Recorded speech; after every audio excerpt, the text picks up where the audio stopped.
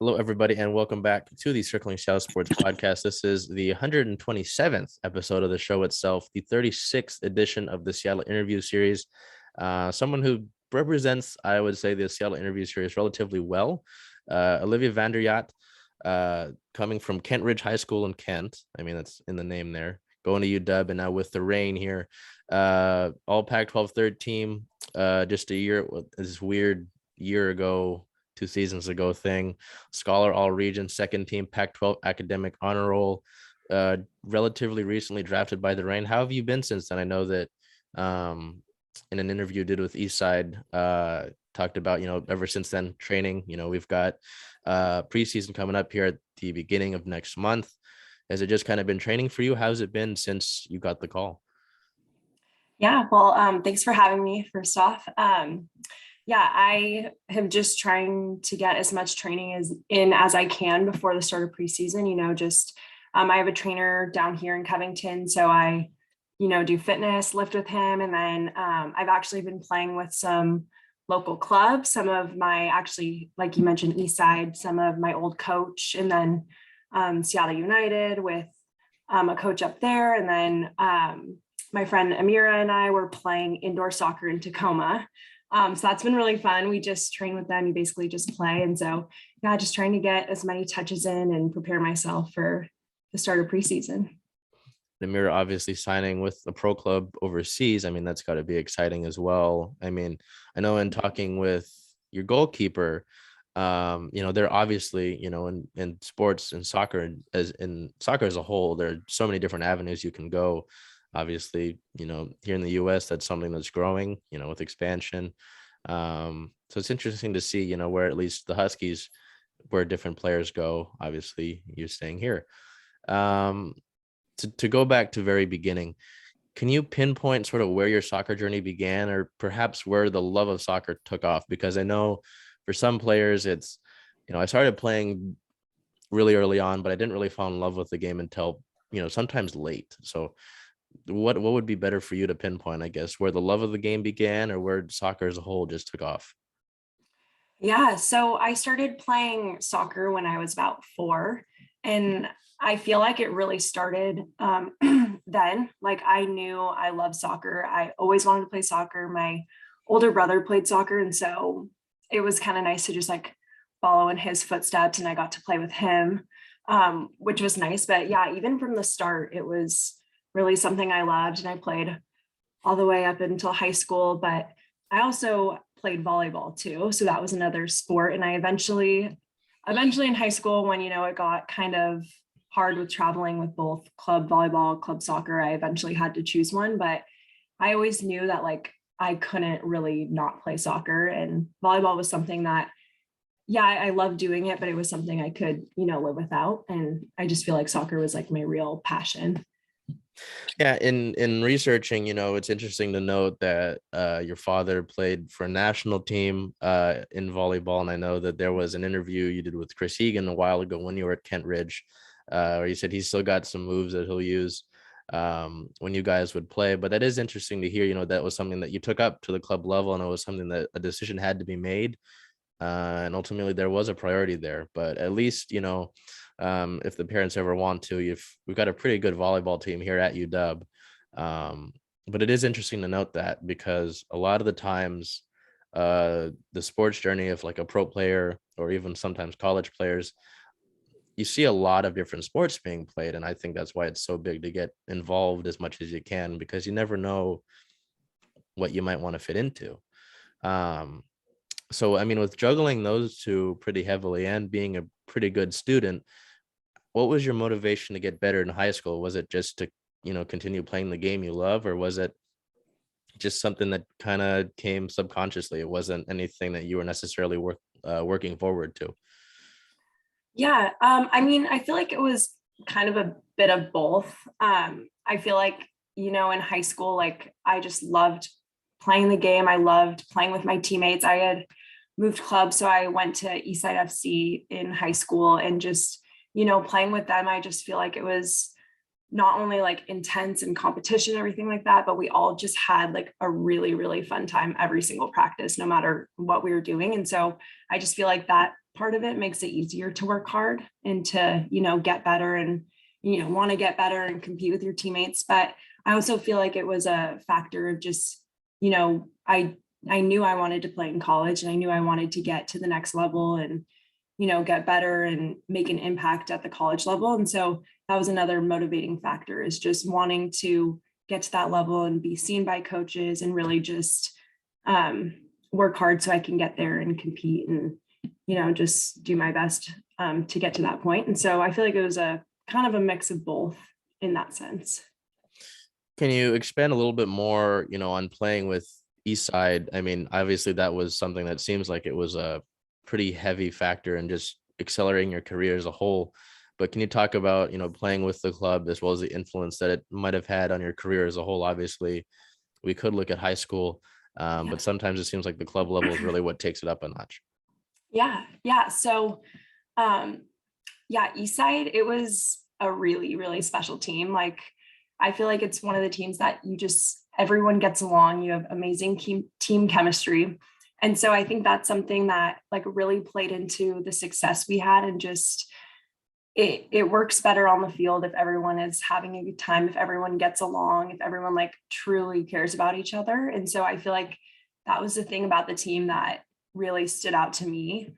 And it had an impact on me because it shows me how team chemistry is just so like important for the game and success and everything. And that is something I really took away from the team and everything. But it also just makes it a lot more fun competing with everyone. Everyone was at a high level too. I know a lot of the girls on the team had the same goal of playing D1 soccer. And so it made it a lot easier for us to really compete and work hard. And we all had, similar goals or the same goals going forward. And so, it had a very big impact on me, I would say.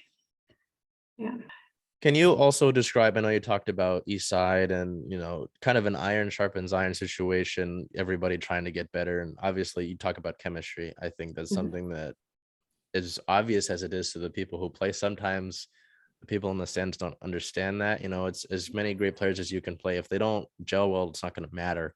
And ultimately, if they do gel well, that can result in a championship. Can you describe winning a Wpsl national championship with Saunders women, and just kind of your experience with Saunders women? Yeah. So I played with Saunders women since I would say junior year in high school. So it's more of kind of the Wpsl. I would just say it's like, I guess, a semi-pro league, and just where a lot of girls generally, when they're on summer break from their college teams, they'll all come and join a WPSL team and then compete against each other. I've been playing with Sounders since I would say junior year of high school. And so then since I've been playing them for a while, I want to say it was after my sophomore year, maybe after my junior year of college, where we got a team together and we just, like you said, ended up gelling really well together and, playing really well together. And these were girls that were coming from all over the country. So it wasn't just like, Washington girls. Like we had girls from Penn State, Florida State, like kind of just, a lot of girls who would stay with host families. And so it's just interesting how you can get a group of girls together that have never, played with each other before. They've never known each other before, and how can sometimes just gel and the team chemistry can, work out. And so it was nice getting to play with those different high level players, because, you get to see their style of play and what they've learned, and you get to come together and kind of learn a new style under the Sounders coach and everything. And so, we ended up winning regionals and going to Oklahoma to compete for nationals. It was a great time. It was like the best feeling. We had all worked the whole summer to towards that goal together. And so it was a great feeling, and going back into college season, it was just something special to bring along. Because I know that, some athletes, you play a sport so much, like playing it year round, you might want to break at some point. But obviously for that to culminate in a championship, I mean, that's just more experience. I think that's a positive thing for you, and just only helps. And also, so moving here, we talked about you being from around here, right? Being in the state, being in the area, being involved with Saunders women as well. And I know that UW was just kind of a consistent presence in your life. What was your recruiting process like? And did it ever seem like there would be a school other than UW that you would end up at? Or was it kind of a tunnel vision situation? Yeah, so I did explore other schools as well. I just wanted to see kind of like what was out there and explore some different options. But UW has always been like something like in my heart. Like my dad went to UW, and we've always been Husky fans, and growing up going to the games and everything. And so I just feel like kind of like in the back of my mind, I always kind of knew, but I also didn't want to just like limit myself. And so I did explore other places, but after kind of looking around and seeing like what other schools were like, I kind of just knew like I wanted a big school. I wanted a Pac-12 school where the competition was obviously higher. And I just kind of realized I wanted to be close to home and to stay near family and go to a school that I've always rooted for. And so I feel like it was always kind of like in the back of my mind, but yeah. Sounds like it ultimately just kind of made sense. Yeah. And all came together because that is something good to go and check out what's out there ultimately. But I mean, if it makes sense, why mess with it, right? Yeah. I know that something that I'm gonna key on here. You mentioned chemistry. I know that in the sort of little entry article that UW posts, when you had announced that you were committing, I talked about sort of a family mindset as a team. And that I'm sure that can help, as a freshman, you're not only coming into college, which is obviously big, but in coming into a team and playing D1, and like you mentioned, playing Pac-12 soccer, which I do want to talk about a little bit down the road. Yeah. What's your mindset coming into freshman year? Is it, do I have to prove myself, or the way that this team is, I've just got my girls here and I'm just going to play my own way?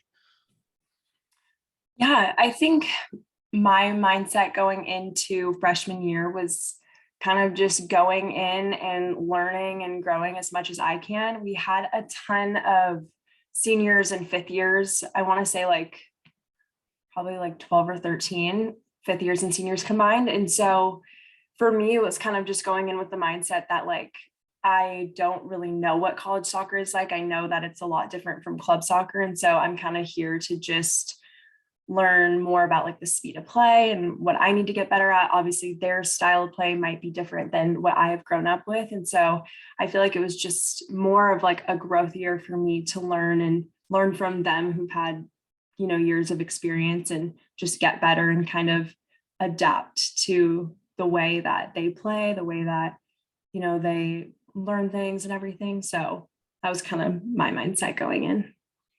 So, if we look at, this past season, if we look at the player that you were this past season, and we were to look at, freshman you that we just talked about, obviously as a whole, you've improved. I mean, that should be obvious. But what would you key on as like the major factors, major areas that you've seen the most growth in, if we're giving you like the option to self-critique here? Yeah. I would say definitely my mindset changed. I would kind of say my younger years, I would say I was a little more anxious, nervous, and I feel like sometimes that would hold me back from the potential I had and what I could, do. And I feel like growing and getting better and kind of like working at the mental side of things, I feel like my confidence grew. I feel like I obviously still would get nervous for games and everything, but I feel like I could kind of like keep that under control and just, like kind of say to myself, like, you've prepared for this, like, you know what to do. It's not like it's something you've never done before. And I feel like I grew a lot on the mental side of things. I also feel like I grew on just being more adaptable, I guess. I had to change positions quite a bit. And so I feel like by the time, I was a senior, fifth year, it was kind of easier for me to just, learn a different position and pick it up. And that's kind of what I had to do. And so I feel like that was another big growing moment for me. Yeah. And talk about the mental game. Obviously, there's in somewhat recent years, there's been more spotlight on it. I know a lot of the leagues are trying to focus on that, and that's great. You wish it would have been done sooner, but that is something that's so important. You can have all the talent in the world. You can, have all the muscle groups you need to focus on, all this like muscle memory of how to do drills, all that, doesn't matter if you're not thinking right. So I think that is Yeah. increasingly important. And that is something to note, because that's something you'll need, obviously, to not only play D1 soccer, but now transitioning over to the pro level. Can you talk a little bit about the Husky Nike Invitational and how you won offensive MVP in that, and maybe a little bit about what the Husky Nike Invitational is? I'm assuming that's not around anymore since the change to Adidas. Yeah. Can you kind of go in a little bit of depth about that? Yeah. So, yeah, obviously when we were a Nike school, we would have an invitational every year. So we would invite a couple schools down or up to UW, and we would kind of just play a little tournament, I guess. I think that year, I want to say we played Portland and Cal State Fullerton. I think New Mexico was there. I can't quite remember. I know it was my sophomore year, but yeah, so we invite a couple schools up to, yeah, kind of just playing a little tournament for non-conference games. And yeah, we just, yeah, we get to see different competition every year. I think different teams come each year. But yeah, at the end of the invitational, they usually select a offensive MVP and a defensive MVP. And so yeah, that year I won offensive MVP, which felt, really great as a sophomore and being so young. I feel like that freshman year was such a big growing year for me. And so getting that award was huge and just a really, really big accomplishment, and something that, I worked all year and all summer for. And so I was really grateful for that. And just, yeah, it was a great, great experience and great to play other schools and everything. At least looking at the year, you were pretty spot on in the games. I think maybe right before that, opened the year against Florida, then Cal State Fullerton, then Portland. And then if I'm looking at the schedule correctly, it was Wisconsin and Michigan State. Okay. I think I could be reading it backwards, but you got those two schools right. But yeah, Okay.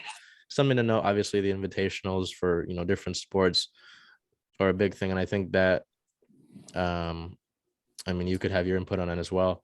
That could really set the team up, and maybe even individual performances up to success. I mean, getting offensive MVP, it's got to be a nice thing, but also you've got the whole season to look ahead to, for the most part. So kind of looking in that direction. I know we go back a couple of years, but go back a little bit ago. What was your first impression of Coach Van Dyke? Obviously, kind of working to get sort of a new situation going. But what was your first impression of her and how she's, I guess, to reflect on her time as a coach when you were at UW? Yeah. Yeah, definitely was a transition period. We were kind of like just waiting to, get a new coach. And my first impression of her, I really liked her. I liked that, we got to talk on the phone. And then when she actually first got to campus, I really liked how she sat down with each of us and, spent some individual time, like just to get to know us and to kind of start building a relationship with each of us. It's obviously changed for both us and for her. So just, I think that winter quarter, we just really worked on, getting to know each other and building those relationships so that we could move forward and get better as a team and everything. And so, yeah, my first impression was really good. And then obviously it was hard because so she came in January of 2020 and then COVID hit. So then everything had to be moved to Zoom. And so we didn't really have a spring quarter. Yeah. And then it was summer. So we were kind of training on our own, and then season got canceled. So it did take a while, for us to really get in person and training and everything. But, the Zooms, even though we couldn't train together as a team during that time, the Zooms really helped us work on other things. And kind of like I was saying, we did get to spend more time working on the mental side of things. And we got to spend that time working on things that maybe we wouldn't have as much time if, it wasn't all on Zoom. But I think it was really good to grow and to get to know everyone before we really were back in person. And we tried to make the most of the time. And so, but yeah, it was definitely a interesting transition period with, COVID happening, but yeah. Yeah, get a new coach, start to kind of learn about them. Things start to go and everything, derailed. But it sounds like, the effort was there. And I think that's what important, obviously, with the way that things went at the beginning of all this. Could have been like, oh, well, it's really tough for everybody. No, it sounds like the effort was made there. And I'm hoping that, as we continue on into next year, obviously like to get rid of a lot of this stuff. But just kind of planning some things, in the players that are with the program. I do kind of want to touch on, players that might have stayed here in a sec, but we look at the tournament run, the year before this one, go on a tournament run, have a relatively good season. Obviously I say relatively, but, go to the tournament, I think that's a success on its own, but you want to do more regardless. We look at the next season, obviously not how you guys want to finish anything. How did the season go for you? I mean, through your eyes, through Olivia's eyes, how do we look at things? Because you kind of start the season off rough. You play some good teams on the road. You play in a conference that's not an easy thing at all. How did it kind of unfold for you? And I know even despite the way that it went, there were some games against, Pac-12 opponents, ranked opponents that you guys really hung in there still. I know drawing against Arizona State. And then there was another draw, I believe it was against Stanford. I could be incorrect on that. But my point is still staying in it and still playing tight games. How did the season unfold through your eyes? And, what is your reflection of this past year?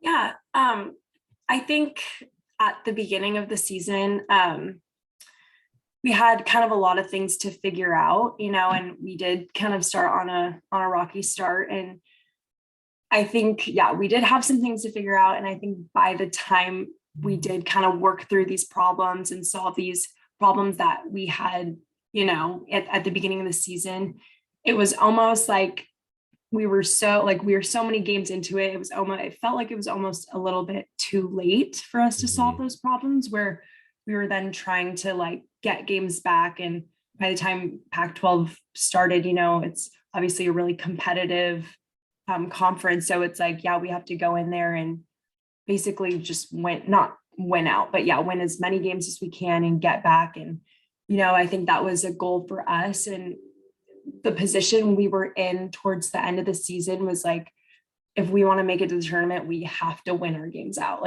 We have to win every single game. And that's kind of the position we put ourselves in. But I also feel like we do well under those circumstances, which kind of taking from last year, we kind of had the mindset is like, we have to treat every game like it's a tournament game. That was our mindset towards the end of the season. And obviously it's not the ideal situation that we put ourselves in, but I was really proud of the way that we did problem solve, even though it did take us a while to, figure some things out, but we did through film and through training, we did, ultimately problem solve. And that's I feel like that's a huge skill for our team as a whole to learn is, when things aren't necessarily going your way, what do we need to fix? What do we need to do? How do we train this? How do we watch film and get better? And so I was proud that we actually did that. It was kind of unfortunate, the timing of everything. And, with such a short season, it's not like you have a whole ton of games to do that. So yeah, but yeah, I was proud of how we did towards the end of the season. We did get some really good results in Pac-12 and we did learn a lot and we did get better. And so it was unfortunate that we didn't make the tournament, but we did learn a lot this season about, adversity and how we can change and problem solve and get better and, work together. So learn important lessons too along the way. Yeah. And I know, as a competitor, I'm sure that's some hey, I hate losing, don't want to have to deal with that. But, ultimately with, parity and all that good stuff, you're not going to win every game. I know that's the goal. And I'm sure the tournament is the goal as well, and perhaps the standard. But it was something that, at least as someone who was in the stands, it's something you notice, the teams, it's not like you just kind of sit down, hey, this is a season, we're going to ride it out, this is crap, right? beat Oregon down the stretch. I know Oregon State as well. I mean, play Wazoo. I mean, they've, as far as I remember, they've had a good program for a decently long time. And just the Pac-12 in general, that's, it's not easy. And that's just sometimes how it shakes. That's obviously not how you want it to be. And, if I'm in the locker room, I'm sure you hear some words that aren't as nice as you may have put it. But, ultimately you'll learn from it. I know that's, something you talked about, the mental game, you've learned from it. And I know the rest of that locker room has, it is interesting for me to note. I know we talked a little bit before this, before we started on air here, about a teammate of yours potentially declaring for the draft and then not doing so. And talking with Liv, it sounds like there's, obviously her as well, but there's some teammates of yours that are really bought into this program, and they're here to make sure that that does not happen again. Can you talk about your teammates in that group that's at UW, and just a little bit about what you might expect to see from the next season? Because you talked about, adversity. I know a word that Liv used was resiliency. This is a group that sounds like they're really determined to get back out there and right the wrongs of last year. So can you speak a little bit on that group as someone obviously who spent time in that group, being the career leader in total matches played for UW there? But I want to touch on that too, but also just the locker room and your thoughts on your former teammates now, and perhaps expectation for next year. Yeah. I mean, they're a really great group, and I think Liv kind of hit it on the spot.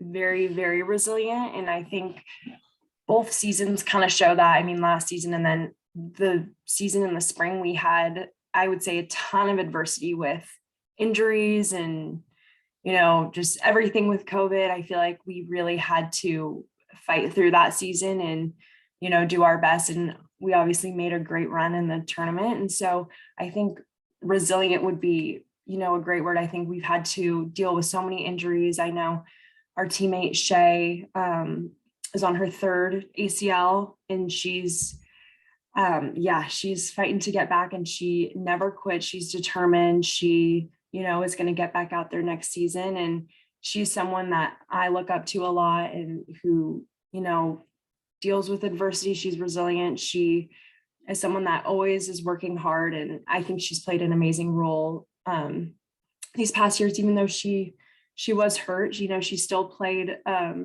role in the team of, giving advice and doing what she can to help the players on the field. And I think that's another kind of thing about our team is no matter what role you have, if you're injured, if you're playing, if you're not playing, everyone's always helping the team in some way. Everyone, we kind of have this team first mentality, kind of over yourself. And even if you're not playing, you're still doing something to help the team. You're benefiting, you're giving energy on the bench. And I think that's something that, this group really has learned and has grown into, and the kind of team first mentality. And that also goes into team chemistry, I believe, is just everyone working for each other. And that is also something I feel like we've gotten better at over the years, and we've grown. And so I'm excited to see that. And I know they're adding a new group with the freshmen, and we have some transfers coming in, but I expect them to do really well. And it'll be nice that these girls are recovering from their injuries by next year. So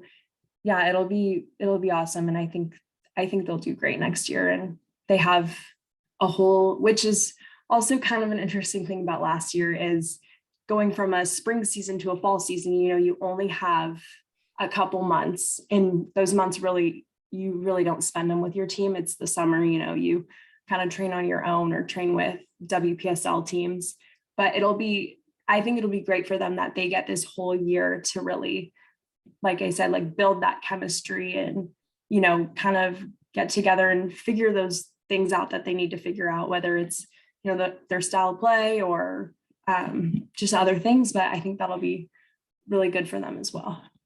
You touch on something pretty important that I had hanging in my mind for a bit, transitioning from playing in the spring this year, and then some weird, couple months here where it's not normal, and then you've got another season to play, and you talk about injuries, not exactly the normal timeline for recovery. So I think that's key that you touched on it. And then I don't know, how much of an eye I'll keep on it, because, I'm sure being pro is going to be pretty busy, but also, the fact that they're going to still be in your backyard, to keep an eye on that. Something that, is interesting to me, at least, was it tough for you? Because I don't know how your situation went with the way COVID rules. And I mean, we talked about it. It's weird the way that names weren't entered in the draft, and they weren't technically, like, that wasn't something that you did manually. Is it tough for you now to, you've got a group that, there are some of the women who, undergraduate students now, you've got a new group of freshmen coming in. Is it tough for you to leave that group, or is it kind of are you happy with it? It's like, okay, I did my part, I've done my time, it's time for me to move on, kind of a new situation sort of thing.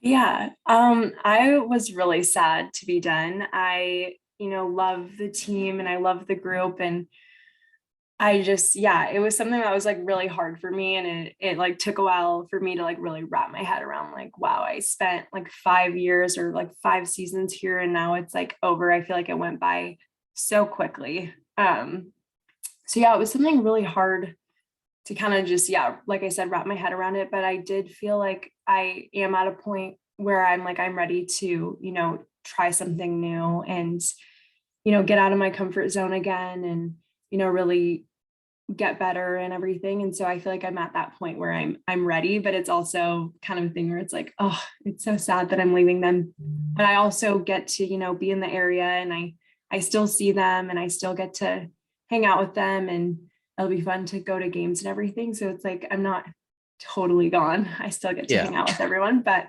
yeah, definitely kind of a bittersweet kind of moment. Yeah, it's not like you're going to the East Coast or something, which makes it much Yeah. more difficult. It'll be Yeah. relatively right there. And I mean, even more so with the move back to Seattle. If it was Tacoma, it might be a little bit of a hassle, maybe a little bit of an annoyance thing. But no, I'm sure that is bittersweet, because, you spend your college with them, a full career.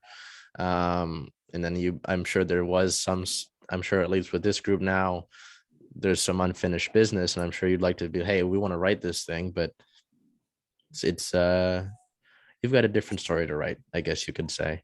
So to look back on it, do you have a favorite moment or game, from your time at UW, or is it just one of those things where you can't make me pick, out of all the moments that you've might have made over your time as a Husky?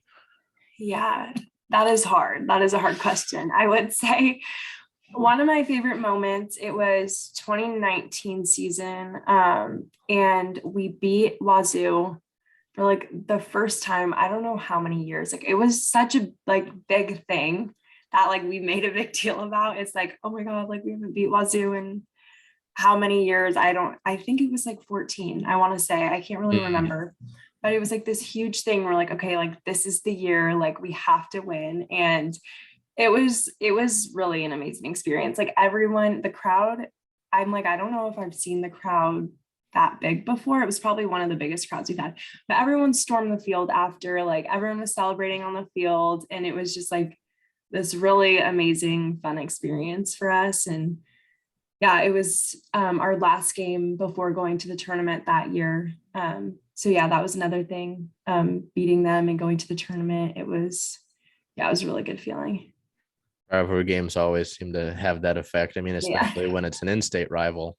Um, but no, that definitely makes sense. And I mean, at least to me, what I've kind of seen through, the games at UW, and even the game this past season against Seattle U, it seems like, at least in Seattle, we have a pretty good following for not only soccer but women's soccer.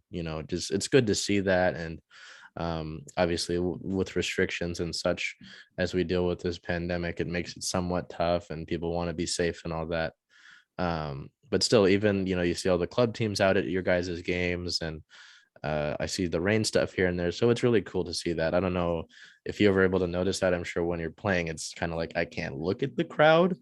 But it is at least cool to note that, hey, you've got young girls that are looking at this and they say, hey, you've got this right in your city. To finally touch now on playing in the Pac-12, I mean, can you just reflect on that? Obviously, we talk about WSU and their program, but you mentioned it as something that was happening in your recruiting process. You're thinking about, I want to play in a conference that's got that level of competition. Can you describe that a little bit as somebody who actually has been in those games and has played against those teams around the conference? I mean, going into my freshman year right off the bat, like the competition was extremely high. It was every game, like no game is easy. No game is a given, no matter like who you're playing. Like anyone can win on any day. It's just, you have to show up and play your best and, do what you can. And you're playing against some of the best girls in the country, which it's a really cool experience because you get to compete with them, you get to play against them. And it's just, it's a great experience. And I was saying, even my freshman year, I remember our game against Stanford. It was like probably one of the craziest games I got to play in. It was like tied like the whole game.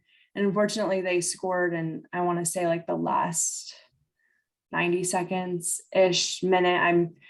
But that was like one of the most intense, like high competition games I've played in at my time at UW, and some of the other games too and further seasons. But that was just kind of one of my memories from freshman year.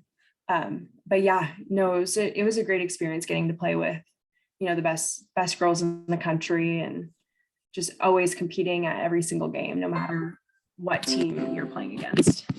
Yeah, geez. I mean, you talk about that freshman season, just looking at the teams you guys played. I mean, Florida was ranked number 2, beating them in a tight contest. I mean, not even just the Pac-12 schedule. Baylor, SMU, Michigan State, Michigan. California was ranked 13, Utah 24. Go to Stanford, number 1 ranked, lose that game, by a goal.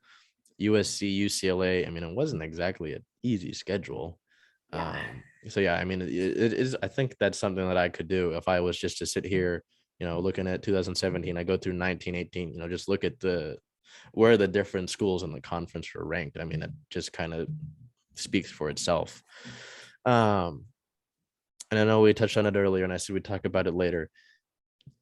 What significance does it have for you to be the career leader in total games played at you? Is that something that you think about? Is that something like, I know the past few seasons you've been on the field, for most all of the season. Is that something that you train for? It's just that level of consistency that, making sure that you're on the field. What significance, I guess, does that honor have for you? Yeah. I thought it was really cool. I really didn't know that this was like happening until I think it's like someone sent something to me on Twitter. I was like, whoa, I didn't even like know this was a thing like until now. But yeah, I think it's something that I'm really proud of. I just think it's cool to see like kind of just like reflecting like over the years, like what different like impacts I've made, I guess, on the field. And I think it's something cool for me to kind of just look back at and like, wow, like I did get to play like my freshman sophomore year, which is something that's really cool for me. And yeah, I don't think it's something that I don't think it was something I was really like working towards. I didn't know it was a record or anything, but I think just like looking back now, I think it's something really cool and like special to me that I got to play that many games, and I got to, compete and help the program in that many games and make an impact. And so, yeah, I think it's just something really, really cool and something I'm proud of. I know we've mentioned it here in kind of bits and pieces of it, but as we look at it now, I mean, as far as I know, you're done as a Husky, right? I mean, unless there's anything class wise, I know sometimes that kind of lingers around. How do you look back on your time? Not only obviously, soccer is kind of the main point of this right now, but as a student, you go to university that's ranked in not only the country but the world. You're in Seattle. How do you reflect on your time at UW?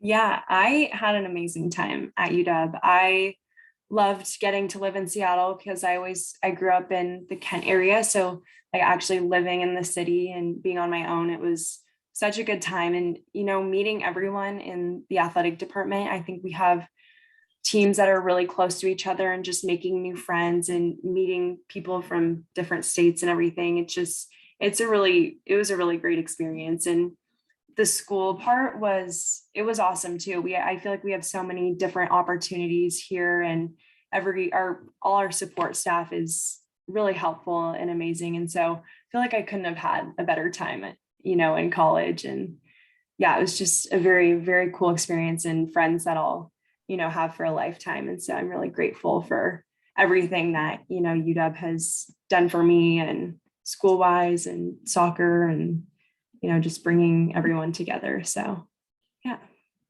As we're in this kind of, it's like a limbo, I guess, before preseason starts, so we're a few weeks out, we just talked about, reflecting on your time at UW. Is there any particular aspect of your game that you want to improve on at this, like while we're at this current moment? Or I know a lot of people, you could definitely say, hey, I'm trying to work on just improving as a whole, as a player in general. But is there anything that you look at and you kind of write down, say, hey, I want to get better at this before we hit in, by the end of like the year or the season per se? Yeah, there's definitely a couple things I definitely want to work on. As kind of now that I've shifted into more of like a holding mid player, I definitely want to work at, playing out of the back and being kind of that connecting player from the defense going forward. I also feel like speed of play, and I remember going from club to college, speed of play was something that I did have to, get used to and adapt to because it was so much higher at the college level. And I feel like that's another thing that I will have to adapt to is, going from college to pro is, adapting to that speed of play and everything. And so that's another thing. And then, yeah, just, of course, I always want to get, technically better and more consistent at that. I think that's something that no matter what level you're at, you can always get better, on the technical level. I mean, just improve those skills too. So yeah, those are a couple things that I definitely want to improve at and get better. Now, obviously haven't stepped into the building yet, but can you talk about, we're going to move over to the rain here. Okay. And I know you and I, again, have talked about it a little bit before we started. Can you take us into your draft process from figuring out, hey, I'm going to put my name into, getting the call, and just how everything has sort of come together for you to be with the rain?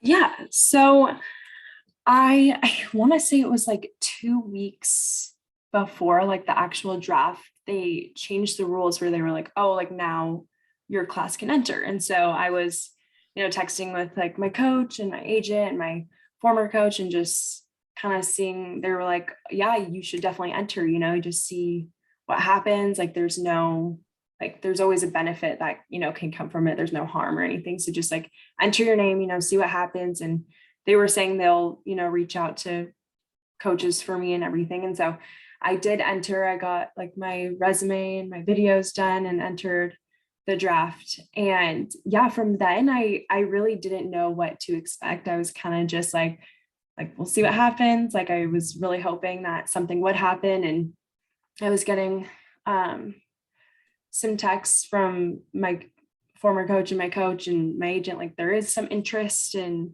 so you're gonna watch the draft obviously and see what happens. And yeah, when I got that call, I was so excited. I really like that day, I really did not know what to expect. Like I was kind of just going into it. I didn't know, exactly like where I'd go or if I would go. And so, getting that call from the rain, I was like so excited. I was like, yeah, it was the best feeling. Yeah, it was a great day. And yeah, so just excited to be in Seattle and, stay home. And I obviously love it here. So it's a great feeling. And, you talk about staying home. I'm sure I don't know if it'll hit you when it happens on the field, but to play at home, in front of, people, friends, family, at a stadium that the Rain are going to be at, I'm sure that'll be its own moment. Right.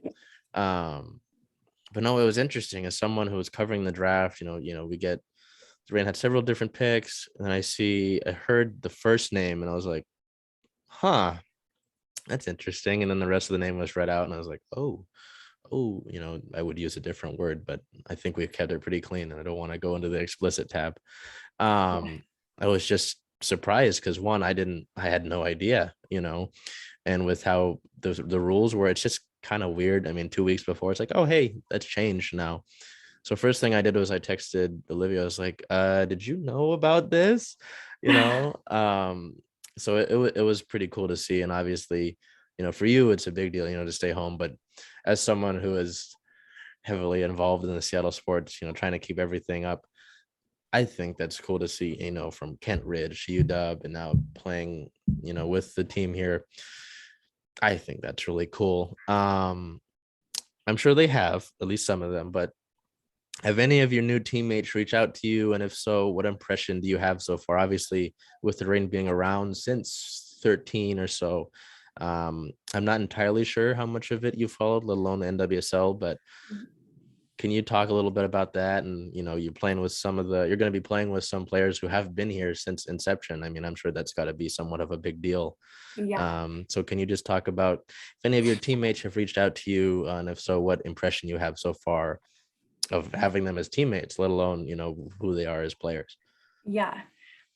So some girls did reach out. Sophia and Lauren, actually, both of them reached out, and I just thought it was really cool. They just sent like, welcome to the Rain, and like, we're excited to meet you, and just kind of a warm welcome. And I really appreciated that because I, obviously don't know everyone on the team. And I just thought it was cool to hear from them and just have them welcome us. And I'm really excited to meet them and play with them. And I just think it's really cool because it's like I've watched you play before, like on TV, and now you're going to be my teammate. Like it is like kind of a weird, cool thing where it's like, whoa, I'm going to be teammates with you guys. And like, it's really cool. And I get to play with them and I get to learn from them. And that's something I'm really excited to do. And yeah, because they've obviously played for the Rain and for a long time in the NWSL. And so it's just, like you said, like they know what they're doing. They've been here, and kind of like I was saying, from going from like club to college, I feel like it's just a great opportunity and a great time to just learn from the people and get better and kind of try and make my mark. And, all I can do is do my best and always getting better and always learning. And I think it's a great opportunity to do that and to play with these people who, are amazing players. And yeah. I think it's cool that two Seattle interview series. Oh, that'll be out by now. Okay. Alumni. I mean, both Sophia and Lou spoke to them. So that's really cool. You talk about some of the players that you've watched, and that now to be able to play with them, at least if we look at it from the midfield offensive attacking position groups, right? I mean, you're going to be able to learn from some of the minds of, obviously league MVP from last year, just Fishlock pops into the mind. Rose Lavelle comes to mind. There's so much talent up and down, but specifically in that midfield area, there's a wealth of knowledge. I mean, can you speak to that a little bit about that position group? And perhaps some of the others. You're somebody who's had some significance, I say with a bit of sarcasm, to the women's game, and Megan Rapinoe, now a teammate, but focusing more, I guess, on the midfield. Can you talk about, some of your midfielder teammates there? And I guess if you're excited to pick their brains. Yeah, no, I definitely am. And it's funny because it's like I've watched them play, like Rose Lavelle. I've watched, her play on the national team and watched those games. And Jessica Fishlock, I've watched the Rain games. And like, when they were at Memorial Stadium, it was obviously easier for us to go to as like a team, but you'd have just 10-minute drive. So I watched her play in the midfield, and they're both amazing players. And so it's something I'm really excited to, that I get to actually like train with them and play with them. And yeah, like you said, kind of like pick their brains and learn from them. I think it's cool. And I don't know like how obviously their trainings go and stuff, but if we do do functional training and stuff and work like as a midfielder group. I think it's something that will really help me as a player, as people who have played at this level and at the national team level. Just, yeah, learning different things from them. And yeah, it'll be awesome. You talk about it. I mean, it must be something, it's got to be a little bit odd. I mean, it's like, oh, hey, I watched you. It's like, okay, now we're going to be, training, Yes. going to play alongside you now. And you do talk about, Memorial makes it much easier.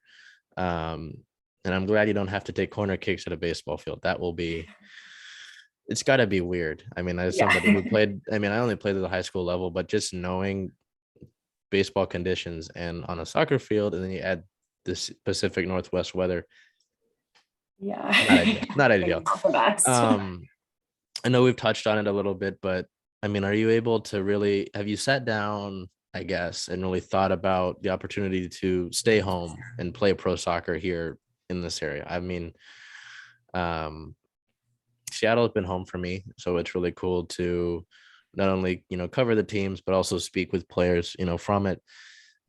What is it like for you? Is it something that you think about a lot? Does it mean a ton, or is it just, hey, this is what I've been hoping for? Yeah, I think it means a lot for me. I think I've been fortunate enough to play at UW and have my family be able to come to all my games and kind of be like that support system for me. And I just think it's really cool that it can be the same, and that I get to, be here around my friends and my family and people I've grown up with, and people that I've met now at UW, I get to, stay close to as well. And I feel like that's just really cool for me, that kind of going through all the stages, like you said, is just like, has always been in the same area. And I've grown up here, and now I actually get to play for the professional team here. I think that's something like really special and cool to me. And I know my family's really excited and everything. And so that's just another cool piece of it as well. So we look at the broader side of it. I look at the league. Do you have any thoughts on the league expanding, and what it might mean for the future of the sport as a whole, women's soccer, as well as professional women's sports as a whole? Obviously, we look at being in Seattle, the Storm, 4-time champs. The WNBA has done a great job in a lot of things, and I know they're talked about expansion. NWSL obviously expanding recently, and it gives perhaps the opportunity for more women to get drafted, for more women to play in the league. Can you speak on your thoughts of it as someone who not only watched it, but now is involved in the league itself? Yeah, I think it's great. I feel like it's always a good thing that the league is expanding, like you said, giving more opportunities for other women to play. And yeah, just I think expanding just means more opportunity. And I think, in some places that, girls can go watch, and like kind of in San Diego and in LA, and like girls from that area, now they get to go watch these teams play, and they can be inspired and they can get into it. And I know women's soccer has just been growing and growing, and I think it's a great step forward that they are, expanding, and hopefully there's more expansion in the future, and we can just get, kind of a bigger league. Yeah, no, I think it's great, and hopefully more expansion in the future, but definitely a step in the right direction. Yeah, you And talk about, oh, sorry, go ahead. oh yeah. Oh no, I didn't have anything else. You're good. You talk about, the teams that expanded, in those markets. California, obviously a huge market in general, but, Southern California, I know there were a few players in the off season here who said, hey, I want to go play at home. And I think they were from the Stars in Chicago. And I know that was granted, it's a big deal. It's a big market. Some people don't even know about the league. So, to continue to grow it, continue to affect people, continue to get exposure, I think is great. Obviously, talking to Lou, it was kind of tough because you lose some teammates that you really care about. But ultimately, in the grand scheme of things, I think it is a great opportunity, because not only you let more women play, but it'll make competition better and all that. And, as a woman, I'm sure you've seen it before, just the stupidity in the comments and stuff like that, and just things you might hear as an athlete, as a woman. But you look at the league, 2013, it makes me feel a little bit old, but that's not that far away, for a league to be growing. You look at leagues like the NFL, how long they've been on MLB, NBA, all that's been around. You look at, and WNBA a little bit longer, obviously. But NWSL, it's all growing still. And to see the way that it is, I think that's a positive trajectory. And it only goes up from here, really. There's only more opportunity for that. So really exciting for that. And yeah, I keep going. I think that's so cool that you get to continue to do it here. I always link socials in the description. Do you have anything that you want to leave off on? Anything that you want to include? I'm just really excited to get started. I know I just am obviously so grateful for this opportunity and to stay home and just, keep working and be around family and friends. But yeah, I think I'm just really excited. The Seattle area is great. Love everything about it. And so, yeah, but no, thanks so much for having me. I really appreciate it. I take some issue, being, because it's not me. It's about talking to you, right? It's about, because we talked about, the club teams that show up to your guys' games, or the little girls that are watching this. Someone's going to see you out there one day and be like, I want to learn more about Olivia. I want them to be able to see this, watch that, and learn about, the journey you went on, learn you as a player. So that's what the point of it. I appreciate you taking time out of your day. And excited to see it, not only to be in Lumen next year, but to see the product. Because obviously you look at it, really great team last year, kind of figured things out a little bit into the season after being at the bottom of the table for a bit. And, would have liked to end in a championship, but you keep a good amount of the players, you lose the French ones, sucks. But I think it should be exciting, and I'm just excited to get back. And I'm glad that in a way we're only a little like a few weeks away, because preseason starts, but it's something. So I thank you for your time. Yeah, thank you so much.